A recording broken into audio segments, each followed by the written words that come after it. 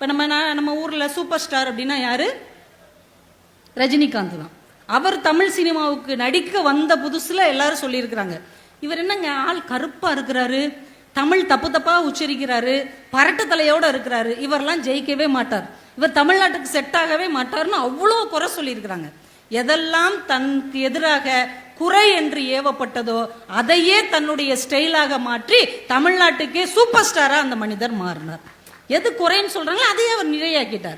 நடிகை பானுமதினு ஒருத்தங்க இருந்தாங்க, போன ஜென்ரேஷன்காரங்களுக்குலாம் தெரியும், உங்களுக்குலாம் ரொம்ப பிடிக்கும் இல்லையா, அவர் மகிழ்ச்சி ஆமாம்மா அப்படிங்கிறார். அந்த அம்மா நடிக்க வந்தப்பையும் சொல்லியிருக்காங்க, இந்த அம்மா என்ன ஒரு நளினமே இல்லாம ஆம்பளை மாதிரி இருக்கிறாங்க, இவங்க குரலும் பார்த்தீங்கன்னா ஆம்பளை குரல் மாதிரி இருக்குன்னு அவ்வளவு விமர்சனம் பண்ணியிருக்கிறாங்க.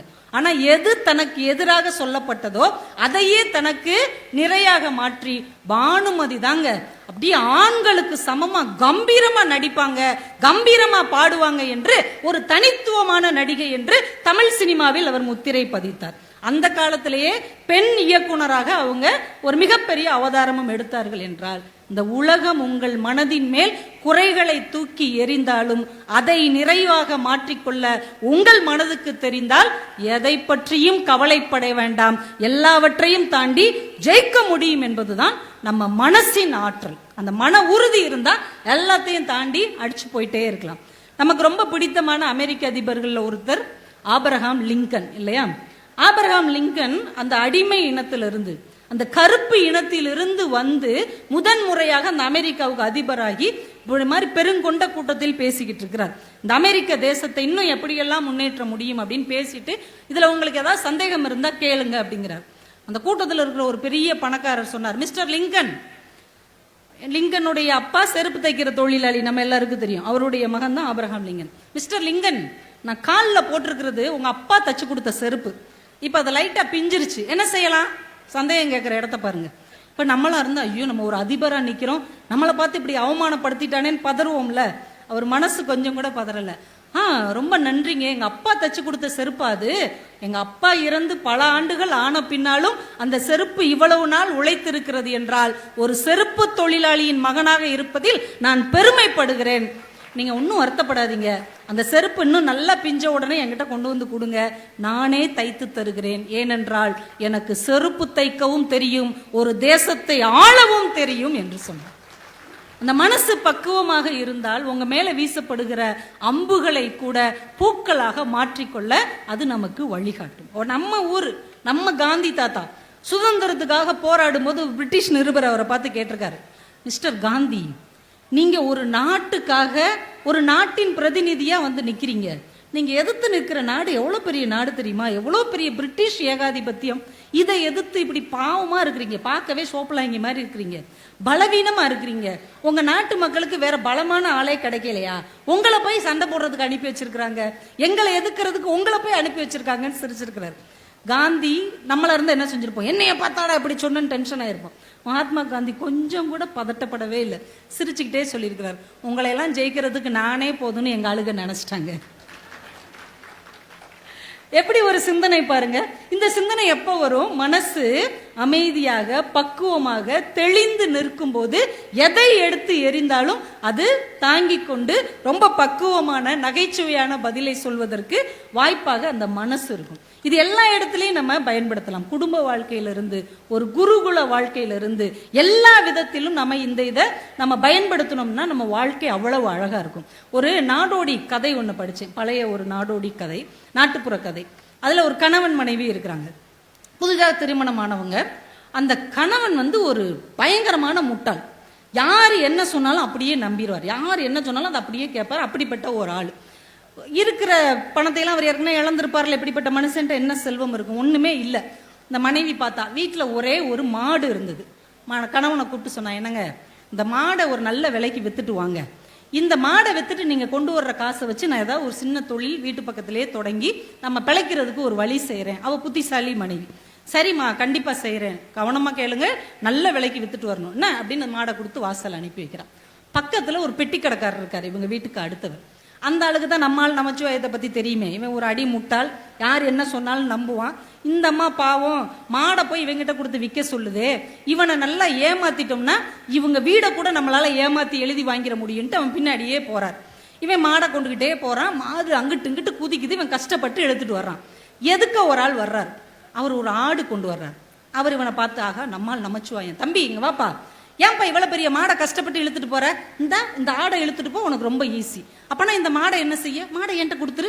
சரி, மாடை கொடுத்துட்டு ஆடை வாங்கிட்டு போனான். ஆடை இழுத்துக்கிட்டே போறான், ஆடும் அங்கிட்டு இங்கிட்டு குதிக்குது. அந்த வழியா ஒருத்தர் சேவல் கொண்டு வர்றார். பார்த்தார், ஆகா நம்மால் நமச்சிவாய வர்றான், இவனை ஏமாத்திரலான்ட்டு, ஏண்டா ஆடை போய் அவனாவது இழுத்துட்டு போவானடா, அது எவ்வளவு கஷ்டம் தெரியுமா, இந்த சேவல்னா பக்குவமா கையில பிடிச்சிக்கலாம், இதை வச்சுக்கோ. அப்ப இந்த ஆடை என்ன செய்ய, ஏன்ட்ட கொடுத்துருடா, இந்தாங்க ஆடை வச்சுக்கோங்க. சேவலை வாங்கி கையில வச்சு பக்குவமா கொண்டு போறான். சேவலும் அந்த பக்கம் இந்த பக்கம் பறக்குது, ஓடி ஓடி பிடிச்சிக்கிட்டே இருக்கிறான். போகும்போது ஒரு டீ கடைக்காரர் பாக்குறாரு, டே என்னடா பண்ற அப்படின்னு. இல்ல இந்த சேவல் அங்கிட்டு இங்கிட்டு பறக்குது, சந்தைக்கு எடுத்துட்டு போய்கிட்டு இருக்கேன். இங்க வாடா, சேவல்னா பறக்கத்தாண்டா செய்யும், இந்த முட்டையை எடுத்துட்டு போ, ஒரு பிரச்சனையும் இல்லாம இருக்கும், கொடுங்க அப்படின்னு சொல்லி முட்டையை வாங்கிட்டு போயிட்டே இருக்கிறான். இன்னொரு கடைக்காரர் ஒரு டீ ஆத்திக்கிட்டு இருந்தார். பார்த்தார், ஆகா முட்டையோடு போறான், நாட்டுக்கோழி முட்டை மாதிரி இருக்கு, 12 ரூபாய், ஒரு டீ 5 ரூபாய் தான், இவனை ஏமாத்திரலங்க, வாடா முட்டையை எதுக்கிட்ட எடுத்துட்டு போற, அதான் எனக்கே தெரியல ஏன் முட்டையை எடுத்துட்டு போறேன், கொடு முட்டையை இங்க வச்சுட்டு இந்த டீயை சாப்பிடு அப்படின்னு டீயை கொடுக்குறான். அவன் சந்தோஷமா டீ குடிச்சிட்டு இருக்கிறான்.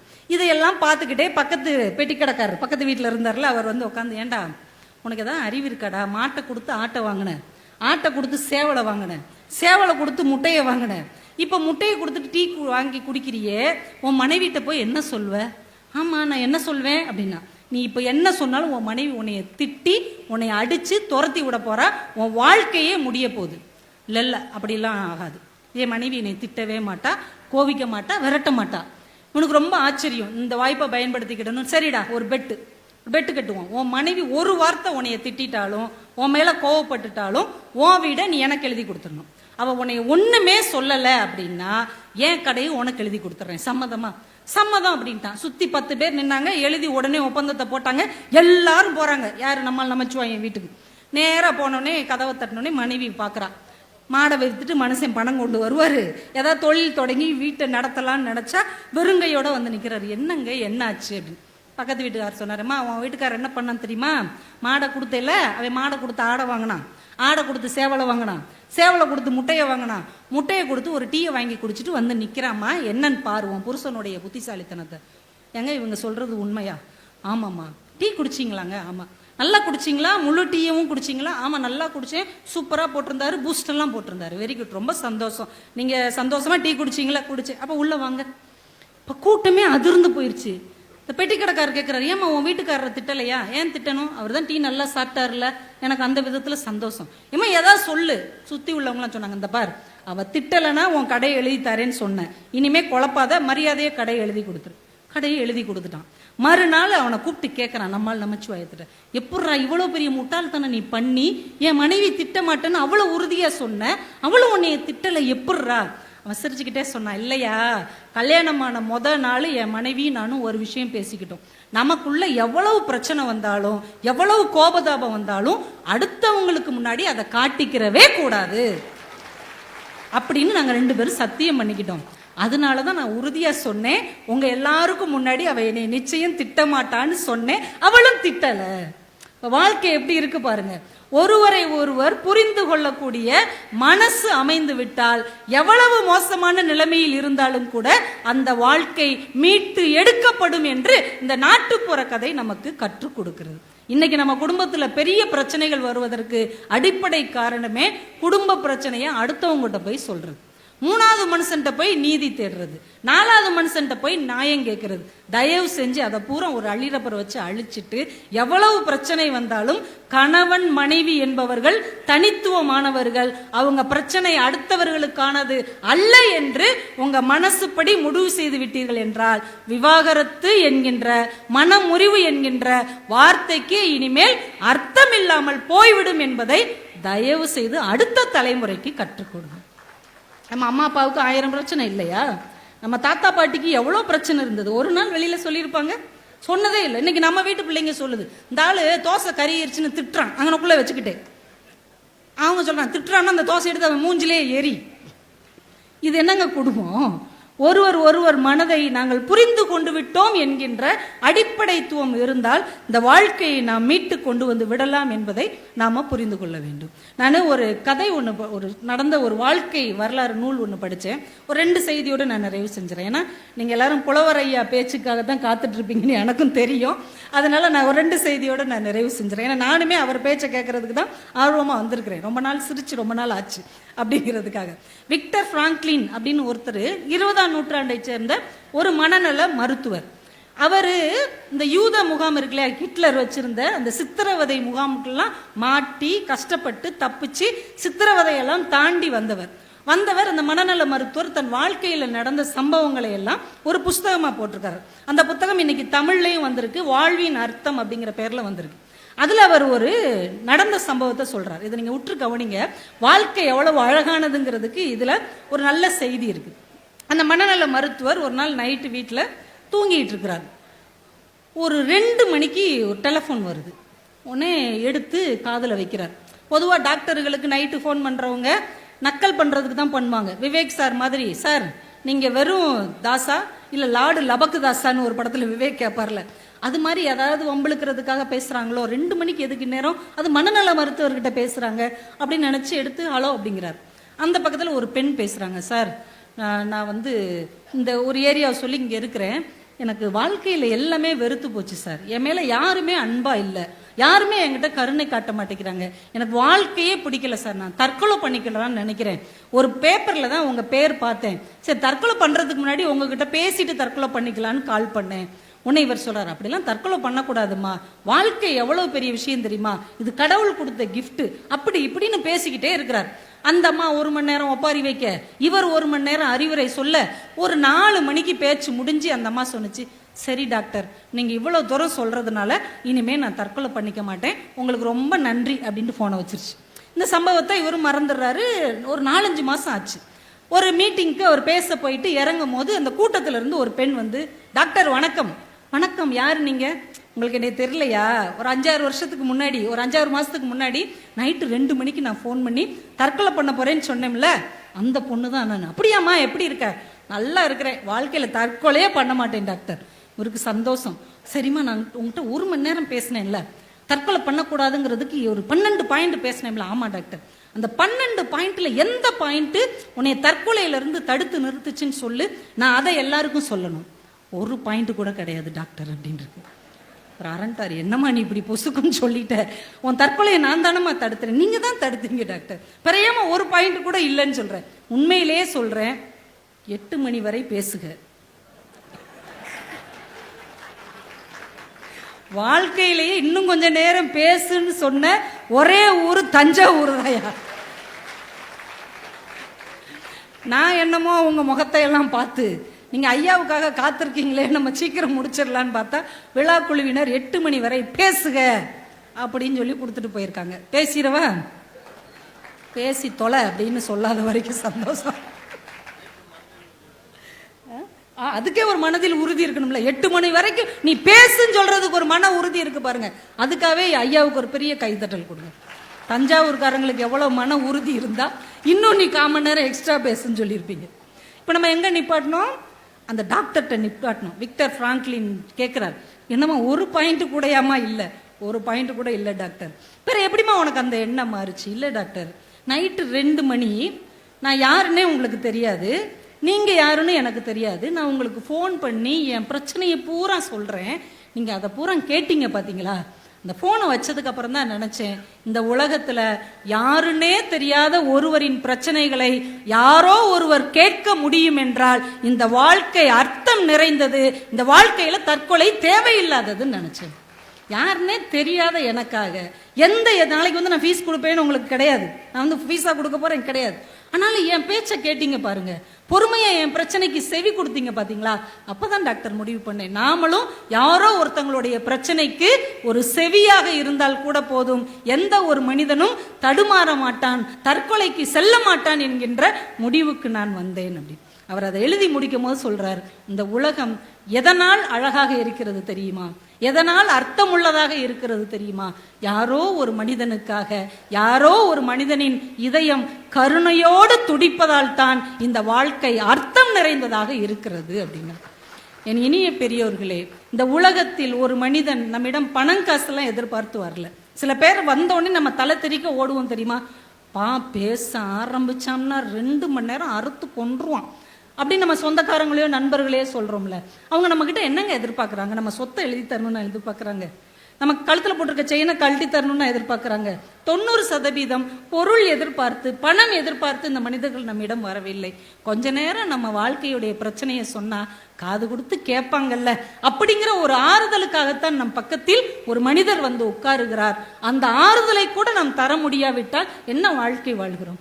இனிமையாவது நம்ம வாழ்க்கையில பக்கத்துல யாரோ ஒரு மனுஷன் மனம் உடைஞ்சு போகும்போது அவனுக்கு ஒரு தோள் தட்டி, நான் இருக்கிறேன்ப்பா, இந்த வாழ்க்கையை தைரியமா நடத்தலாம்ப்பா, நம்பிக்கையோட இரு, சந்தோஷமா இரு அப்படின்னு அவர்களுடைய கையை பற்றி தோளில் தட்டி தலையில் தடவி ஒரு ஆறுதல் வார்த்தை கொடுக்க முடிந்தால் இந்த வாழ்க்கை அர்த்தமானதாகத்தான் இருக்கும் என்பதை தயவு செய்து நாம புரிந்து கொள்ள வேண்டும். அதைத்தான் அவர் ரொம்ப அழகா சொல்லியிருந்தார்.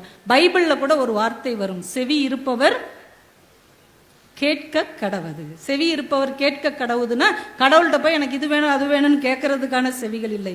யாரோ மனிதன் தன் துன்பத்தை சொல்லும் போது பொறுமையாக கேட்கிற செவிகள் இருந்தாலே போதும். இந்த வாழ்க்கை அழகானதாகத்தான் இருக்கும். இது குடும்ப வாழ்க்கையில மட்டும் இல்ல, ஒரு குருகுல வாழ்க்கைக்கு கூட பொருந்தும். இன்னைக்கு நிறைய பள்ளிக்கூடங்கள், நிறைய ஆசிரியர்கள் என்ன சொல்றாங்க? நல்லா படிக்கிற மாணவர்களை எங்கள்கிட்ட கொடுங்க, ஃபீஸு நாங்கள் குறைச்சிக்கிறோம், ஃபீஸே இல்லாமல் அவங்கள நாங்கள் சேர்த்துக்கிறோம். நல்ல மாணவர்களை நீங்கள் கூப்பிட்டு வச்சு நல்லா படிக்க வைக்கிறதுல என்னங்க சாதனை இருக்கு? நல்லாவே படிக்காத மோசமான மாணவனை என்னிடம் விடுங்கள், நான் அவனை நம்பர் 1ஆக மாற்றி காட்டுகிறேன்னு சொல்வது தானே உண்மையான ஆசிரிய பணி. இன்னைக்கு அப்படியே தலைகீழாக மாறிடுச்சு இல்ல. ஒரு புத்த மடாலயத்தில் ஒரு குரு இருக்கிறார். அவர்கிட்ட ஒரு 15-20 சீடர்கள் படிச்சுக்கிட்டே இருக்கிறாங்க. அதுல ஒருத்தன் பயங்கர திருடன். வாரத்துக்கு ஒரு தடவை எதையாவது திருடி மாட்டிக்குவான். ஒரு தடவை மாட்டிக்கிறான், எல்லாம் திட்டுறாங்க, இவனை ஸ்கூலை விட்டு நிறுத்துங்க. இல்லப்பா அவன் சரியாயிருவான், இந்த பாருப்பா இனிமே திருடக்கூடாது, சரியா? சரி அப்படின்றான். ஒரு 10 நாள் போகுது, மறுபடியும் திருடிடுறான். மறுபடியும் எல்லாரும் சேர்ந்து அவனை திட்டுறாங்க, இவனை விட்டு விளக்குங்க, இந்த இடத்த விட்டு விரட்டி விடுங்க, அப்பதான் இந்த ஸ்கூல் உருப்படும். இருக்கட்டும்பா அவன் இருக்கட்டும், எப்பா இனிமே திருடக்கூடாதுப்பா, திருடுறது ரொம்ப தப்புப்பா. சரிங்க குருவே, இனிமே திருட மாட்டேன். 3ஆவதும் ஒரு நாள் திருடிட்டான். இப்ப எல்லாம் ஸ்ட்ரைக் பண்ணிட்டாங்க. இப்போ ஒண்ணு இவனை ஸ்கூலை விட்டு விரட்டுங்க, இல்லைன்னா நாங்கள் ஸ்கூலை விட்டு போகிறோம். ஒரு திருடன் கூட எப்படிங்க படிக்க முடியும்? ஒரு பள்ளிக்கூடத்தில் எப்படிங்க, ஒரு மடாலயத்தில் திருடனை நீங்கள் சேர்க்கலாம்? அவனை எப்படி வச்சிருக்கலாம்? இப்போ அந்த குரு கண் கலங்கி சொன்னார், நீங்கள் எல்லாரும் வேணா போய்க்கோங்கப்பா, ஏன்னா உங்களுக்கு குரு தேவையில்லை, திருடுறது தப்புன்னு உங்கள் எல்லாருக்கும் தெரிஞ்சிருக்குல்ல. அப்போ நான் உங்களுக்கு சொல்லிக் கொடுக்குறதுக்கு ஏதாவது ஒன்று இருக்கா? நீங்கள் எங்கே போனாலும் நல்லவங்களா நேர்மையாக உண்மையாக இருந்து ஜெயிச்சிருவீங்க. ஆனால் இவனை விரட்டி விட்டா என்னப்பா செய்வான்? இங்கே திருடனவே ஊர்லேயும் போய் திருடுவான், வீட்லேயும் திருடுவான், சமூகத்திலையும் திருடுவான். இந்த சமூகம் இவனை திருடன் திருடன் என்று அடித்து ஒரு நாள் சிறையில் தள்ளிவிடும். அப்ப நான் சொல்லி கொடுத்ததுக்கு என்னப்பா அர்த்தம்? நீங்க எல்லாரும் வேண்டுமானால் இந்த மடாலயத்தை விட்டு சென்று விடுங்கள், இந்த ஒருவனுக்குத்தான் குரு தேவைப்படுகிறான், அதனால் இவன் மட்டும் இங்கே இருக்கட்டும் என்று சொன்னான். உடனே அந்த மாணவன் கண் கலங்கி அழுது அவர் காலில் விழுந்து, திருட்டு உண்மையிலே எவ்வளவு மோசமானதுன்னு நான் புரிந்து கொண்டேன், இனி நான் திருடவே மாட்டேன் என்று சொல்லி கடைசி வரைக்கும் அவன் திருடாமல் இருந்து அந்த மடாலயத்துக்கு அவனே குருவாக மாறினான். உண்மையான ஆசிரியம் என்பது, உண்மையான குருத்துவம் என்பது நல்ல மாணவர்களை இன்னும் ஒரு படி உயர்த்துவதல்ல, கடைநிலை மாணவர்களை முன்னுக்கு கொண்டு வருவதுதான். அந்த மன உறுதி ஆசிரியர்களுக்கு இருந்தால் இந்த சமூகத்தில் மோசமான தலைமுறை வளரவே வளராது என்பதை நாம புரிந்து கொள்ள வேண்டும். ஏன்னா நம்ம பிள்ளைகளுக்கு இன்னைக்கு நிறைய விஷயங்கள் புரிய மாட்டேங்குது. நம்ம கட்டுப்பாடு கொடுக்கறது எல்லாமே ஏதோ அவங்கள கட்டுப்படுத்துறதுனே அவங்க நினைக்கிறாங்க. ஒரு அப்பா தன் மகனோட கூப்பிட்டு, அவர் ஒரு விவசாயம் பார்க்குறவர், அவங்க தோட்டத்துக்கு போனார். ஒரு ஆலமர கன்று, சின்ன கன்றை எடுத்துட்டு போய் நல்ல பெரிய குழி தோண்டி அந்த ஆலமர கன்றை வச்சு சுத்தி வேலி போட்டார். அதை சுத்தி ஒரு பென்ஸ் மாதிரி செஞ்சார், அதை சுத்தி ஒரு வலை மாதிரி போட்டார், பக்கத்துல ஒரு கம்பை வச்சு ஆலமர கன்றை கெட்டி விட்டுட்டார். போயிட்டார் தண்ணியை ஊத்திட்டு. இப்ப சுத்தி நிறைய முட்செடிகள்லாம் இருக்கு. அதெல்லாம் இந்த ஆலமர கன்றை பார்த்து சிரிக்குது. நீயும் ஒரு பொழைக்கிறப்பார், நாங்களாம் பாரு எவ்வளோ சுதந்திரமாக வாழ்கிறோம், எங்கேனாலும் போவோம், எங்கேனாலும் வருவோம், யாரை வேணாலும் குத்துவோம், எவ்வளோ சந்தோஷமாக இருக்கும். நீ பாரு, உன்னைய ஒரு கம்போட சேர்த்து கெட்டி வச்சு, ஒரு குழிக்குள்ள உன்னைய திணிச்சு வச்சு, சுற்றி ஒரு வலை போட்டு, அதை சுற்றி வேலி போட்டு, இப்படிலாம் ஒரு பொழைக்கணுமா அப்படின்னு எல்லாரும் கேள்வி பண்ணிக்கிட்டே இருக்காங்க. நாளாக நாளாக இந்த ஆலமர கன்று கொஞ்சம் கொஞ்சமாக வளருது. அந்த கட்டி இருந்த கம்பை அவர் எடுத்துடுறார். அப்புறம் அந்த வேலியை எடுக்கிறார், அப்புறம் அந்த சுத்தி இருந்த வலையை எடுக்கிறார். நாளாக நாளாக முட்செடியும் வளர்கிறது, ஆலமரக்கன்றும் வளர்ந்து கொண்டே போகிறது. திடீர்னு ஒரு பெரிய குரூப் உள்ள வர்றாங்க. இந்த முள்ளு செடி பெருசாயிருச்சுடா, இது நம்ம பிரச்சனைக்கு தான் இது நம்ம உண்டு பண்ணோம், இது வேஸ்ட் அப்படின்னு முள்ளு செடியை பூரா வெட்டிட்டு போறாங்க. ஆலமரக்கன்று கம்பீரமாக நின்று கொண்டிருக்கிறது. விவசாயி தன் மகனிடம் சொல்லுகிறார், தம்பி, கட்டுப்பாடு என்பது நம்மை கட்டுப்படுத்துவதல்ல, நம் மீது கவனம் கொள்ளுவது என்பதை புரிந்து கொண்டால் நாம் ஆலமரமாக மாறுவோம். இல்லை என்றால் சுதந்திரம் என்கின்ற முட்செடியாக மாறி ஒரு நாள் அழிக்கப்படுவோம் அப்படின்னு சொன்னார். நம்ம பிள்ளைங்களுக்கு நம்ம இப்படித்தான்ப்பா இருக்கணும், இப்படிதான் சாப்பிடணும், இப்படித்தான் உட்காரணும், இப்படித்தான் பெரியவங்களுக்கு மரியாதை கொடுக்கணும், இப்படிலாம் சொல்லி சொல்லி வளர்க்கிறது அவங்களை கட்டுப்படுத்துற மாதிரியே அவங்க நினைக்கிறாங்க. அடுத்த தலைமுறை பிள்ளைகள் இருந்தால் உங்களுக்கு ஒன்று சொல்லுகிறேன், உங்கள் பெற்றோரும் உங்கள் ஆசிரியர்களும் வீட்டில் இருக்கிற பெரியவர்களும் உங்களை கட்டுப்படுத்தவில்லை, உங்களுடைய வாழ்க்கையின் மீது கவனமாக இருக்கிறார்கள் என்பதை தயவு செய்து புரிந்து கொள்ளுங்கள். உங்க மேல அக்கறை இருக்கு அவங்களுக்கு, அதனாலதான் வேலி போடுறாங்க, அதனாலதான் சுத்தி ஒரு வலை வைக்கிறார்கள். நீங்க தைரியமா வளர்ற வரைக்கும் உங்க பக்கத்துல ஒரு கம்பு மாதிரி அவங்க கண்காணிச்சுக்கிட்டே இருக்கிறாங்க. நீங்க வேர் விட்டு விழுது விட்டு கிளை பரப்பும் போது அவங்க தன்னை போல ஒதுங்கி கொள்வார்கள், நீங்கள் மரமாக மாறிவிடுவீர்கள். அந்த உண்மையை குழந்தைகள் புரிந்து கொண்டால் இந்த மொபைல் போன்ல யாருக்கிட்டையோ அடிமையாகி தன்னுடைய வாழ்க்கையை அவர்கள் தொலைக்க மாட்டார்கள். அதை நாம குழந்தைகளுக்கு கற்றுக் கொடுக்க வேண்டும். இறுதியாக ஒன்றை சொல்லி நான் நிறைவு செய்கிறேன். ஆல்பர்ட் நோபல் அப்படின்னு ஒரு மனுஷன், ஸ்வீடன் நாட்டை சேர்ந்தவர். அவர் நிறைய கண்டுபிடிப்புகளை எல்லாம் கண்டுபிடிக்கிறார். 300 கண்டுபிடிப்புகளை கண்டுபிடிச்சவர். அவர் கண்டுபிடிச்ச கண்டுபிடிப்பிலே ரொம்ப முக்கியமானது டைனமைட்னு சொல்லுவாங்கல்ல, வெடிப்பொருள். டைனமைட்னு சொல்லுகிற வெடிப்பொருளை கண்டுபிடிச்சவர் அவர் தான். அதை கண்டுபிடிச்சதுக்கு அப்புறம் அவருக்கு சரி காசு, நிறைய வெடிப்பொருட்கள் விற்கப்படுது, அது மனித குலத்துக்கு எதிராக செயல்படுத்தப்படுகிறது, இவருக்கு நிறைய பணம் சேருது. அந்த ஏரியாலேயே பெரிய பணக்காரர் ஆயிட்டாரு. எங்க போனாலும் பயங்கரமான வரவேற்பு. பணக்காரங்க வந்தாலே வாங்க ஐயா, ஐயா நல்லா இருக்கீங்களா, ஐயா ஐயா சொன்னா தெய்வம் அப்படிலாம் நம்ம சொல்லுவோம்ல. ஒரு வீட்டு கல்யாணமே எப்படி கொண்டாடுறாங்க பாத்தீங்களா, பணக்காரங்களா இருந்தா அப்படிலாம் இருக்கும். அப்படி அவரை பார்த்து மரியாதை செலுத்துறாங்க, அவ்வளவு பெரிய மதிப்பு இருக்குது. அவர் அப்படி கெத்தா வாழ்றார். ஒரு நாள் அவர் தம்பி இறந்து போயிட்டார். கிட்டத்தட்ட இவரும் அவர் மாதிரியே இருப்பார். அவர் தம்பி இறந்து போன செய்தி வந்தவுடனே அங்க உள்ள பிரெஞ்சு பத்திரிகைலாம் என்ன நினைச்சிருச்சு, இவர் தான் இறந்து போயிட்டாருன்னு நினைச்சிட்டு மறுநாள் பேப்பர்ல கொட்டை எழுத்துல போட்டாங்க, மரண வியாபாரி மரணம் அப்படின்னு போட்டாங்க. இவர் தான் இறந்து போயிட்டாருன்னு நினைச்சு பேப்பர் எடுத்து பார்த்து அதிர்ந்துட்டார்.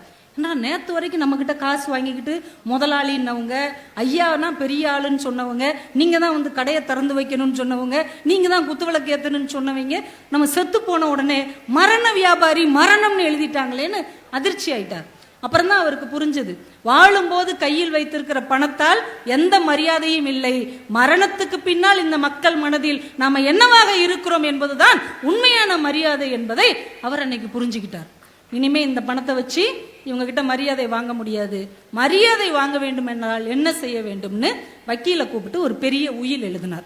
என்னுடைய மரணத்துக்கு பிறகு என் சொத்தில் கிட்டத்தட்ட 90% மக்களுக்கு பணி செய்கிற மகத்தான விஷயங்களுக்கு போய் சேர வேண்டும் என்று உயில் எழுதிட்டார். அதுக்கப்புறம் அந்த பணம் இலக்கியத்துக்கு, வேதியியலுக்கு, இயற்பியலுக்கு, மனித நேயத்துக்கு, உலக அமைதிக்கு யாரெல்லாம் பாடுபடுகிறார்களோ அவர்களுக்கு பரிசாக தரப்பட்டது. இன்றைக்கும் உலகத்தின் மிகச்சிறந்த பரிசாக சொல்லப்படுகிற நோபல் பரிசுதான் அவர் எழுதி வைத்த உயில். நோபல் பரிசு வாங்கிட்டு அது எவ்வளவு பெரிய விஷயம். அவர் தான் ஆல்பர்ட் நோபல். ஒரு காலத்துல மரண வியாபாரியாக மக்களால் பார்க்கப்பட்டவர் இன்றைக்கு உலகத்தின் மிக உயர்ந்த விருதுக்கு சொந்தக்காரராக இருக்கிறார் என்றால் நாம் வைத்திருக்கிற பணத்தால் நமக்கு மரியாதை இல்லை, நாம் கொடுக்கிற பணத்தால் தான் நமக்கு மரியாதை என்பதை இந்த மனசுக்கு சொல்லிக் கொடுத்தோம் என்றால் இந்த வாழ்க்கை இனிமையாக இருக்கும். அதற்கு மனசு பக்குவப்பட வேண்டும். இந்த மனசு நமக்கு வாழ்க்கைக்கு ஏத்த மாதிரி மாற்றிக்கொண்டோம் என்றால் நம்ம வாழ்க்கையில் நிச்சயமாக வெற்றி பெறுவோம். ஏன்னா இந்த பூமியே நம்ம வாழ்வதற்கு ஏற்ற மாதிரி தான் வடிவமைக்கப்பட்டிருக்கிறது. நீங்க ஆச்சரியப்படுவீங்க, இந்த பூமி இன்னைக்கு ஒரு இடத்துல இருந்து சுத்திக்கிட்டு இருக்குல்ல, நேர்கோட்டு பாதையில சூரியன் இருக்கு, நிலா இருக்கு, வியாழன் இருக்கு, பூமியும் இருக்கு. இந்த பூமி இன்னைக்கு இருக்கிற இடத்துல இருந்து, இப்ப இருக்கிற இடத்துல இருந்து ஒரு 10% சூரியனுக்கு பக்கத்துல போனா அந்த கதிர்களை தாங்க முடியாமல் எரிந்து சாம்பலாகிவிடும். ஒரு 10% சூரியன்ல இருந்து பின்னாடி தள்ளி போனா குளூர்ல உறைஞ்சி ஒண்ணுமில்லாம போயிடும். சரியான இடத்தில் இந்த பூமி நம்மை கட்டுப்படுத்தி வைத்திருக்கிறது. இன்னைக்கு இருக்கிற இடத்துல இருந்து 1/5 நிலாவுக்கு பக்கத்துல போனா இந்த பூமியில ஒவ்வொரு நாளும் 2 சுனாமி வரும் என்று அறிவியலாளர்கள் சொல்லுகிறார்கள். மனிதன் வாழ்வதற்கு ஏற்ப, மனிதன் நிம்மதியாக மகிழ்ச்சியாக கொண்டாடுவதற்கு ஏற்ற மாதிரி இந்த பூமி வடிவமைக்கப்பட்டிருக்கிறது, பாதுகாப்பாக வடிவமைக்கப்பட்டிருக்கிறது. நம்ம மனசையும் எல்லோரும் மகிழ்ச்சியாக வாழ்வதற்கு ஏற்ற மாதிரி பக்குவப்படுத்தி கொண்டால், மன உறுதியோடு வாழ தெரிந்து கொண்டால் இந்த வாழ்க்கை அழகானதாக அர்த்தம் நிறைந்ததாக மாறும் என்று சொல்லி இவ்வளவு நேரம் அமைதியாக இருந்து இந்த உரையை கேட்ட உங்கள் ஒவ்வொருவருக்கும் என்னுடைய அன்பும் பணிவும் கலந்த நன்றிகளையும் மாவட்ட நிர்வாகத்திற்கு வணக்கங்களையும் வாழ்த்துக்களையும் தெரிவித்து மனதில் உறுதியோடு என்றும் நீங்கள் வெல்ல வேண்டும் என்று வாழ்த்தி விடைபெறுகிறேன். நன்றி, வணக்கம்.